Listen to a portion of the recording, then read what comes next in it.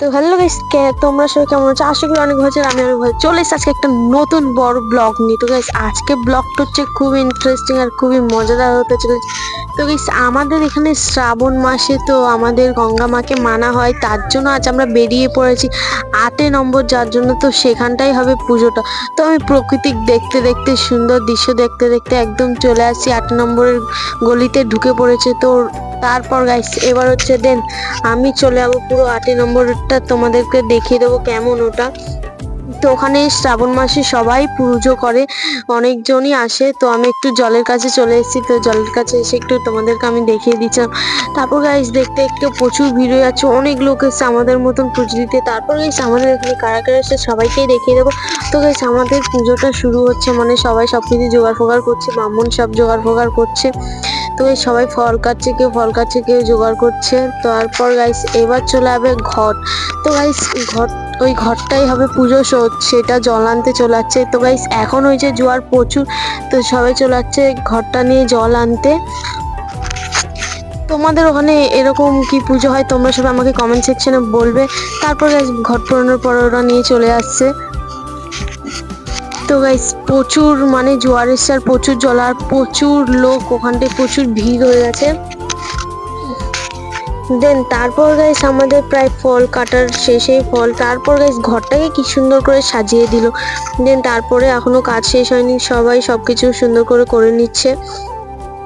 Guys আর এত গরম আর এত রোদ। তারপর গাইস আমি ভাবলাম আমি একটু বসি। তো তারপর গাইস আমি একটু বসে বসে তোমাদেরকে দেখাচ্ছি যে এত রোদ আর প্রচুর গরম লাগছে। তারপর গাইস সবকিছুই সুন্দর করে সাজানো হয়ে যাচ্ছে আস্তে আস্তে। গাইস এবার তোমাদেরকে একটু পুরোটা ঘুরে দেখাবো। তো এখানটা অনেকগুলো ট্রলার আছে। তো গাইস এই হচ্ছে পুরো ভিউটা, কি সুন্দর লাগছে আর রোদও প্রচুর। গাইস তারপর হচ্ছে আমাদের সব ফল টল কাটা হয়ে গেছে, এবার হচ্ছে সবাই বসে আছে। গাইস ফল টল কাটা হয়ে গেছে, এবার হচ্ছে সবাই মানে বসে বসে দেখছে। এবার সবাই মিলে এবার মাকে বরণ করে নিচ্ছে। তো চলো দেখতে থাকো। তো গাইস খুব সুন্দর করে বরণ করে নিচ্ছে আর পরপর আস্তে আস্তে এখানটা আরো ভিড় হয়ে যাচ্ছে, অনেক লোক আসছে। তারপর গাইস এবার হচ্ছে আমাকে একটু দেখিয়ে দিচ্ছিলাম তোমাদেরকে সুন্দর করে। তারপর গাইস এখানে হচ্ছে অনেকজন যারা লাস্টে এসে তারা খুব নাচছিল, তো ভাবলাম তোমাদেরকে একটু শেয়ার করি। তো গাইস এই আরো ভিড় হয়ে যাচ্ছে, পরপর প্রচুর ভিড় আর পুজোটা কিন্তু সত্যি খুবই দারুণ, খুবই মজা লাগে, প্রত্যেক বছর এরকম হয়।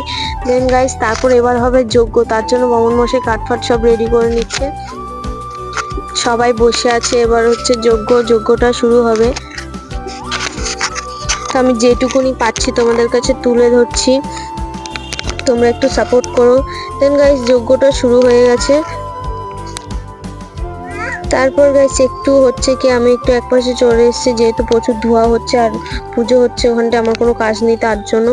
তারপর গাইস এখানে পুষ্পাঞ্জলি দেওয়া শুরু হয়ে গেল, তো সবাই পুষ্পাঞ্জলি দিয়ে দিচ্ছে। এবার হচ্ছে ঘরটা নিয়ে চলে যাচ্ছে ভাসাতে। তো চলো সবাই মিলে খুব সুন্দর করে ঘরটা ভাসাতে চলে যাচ্ছে।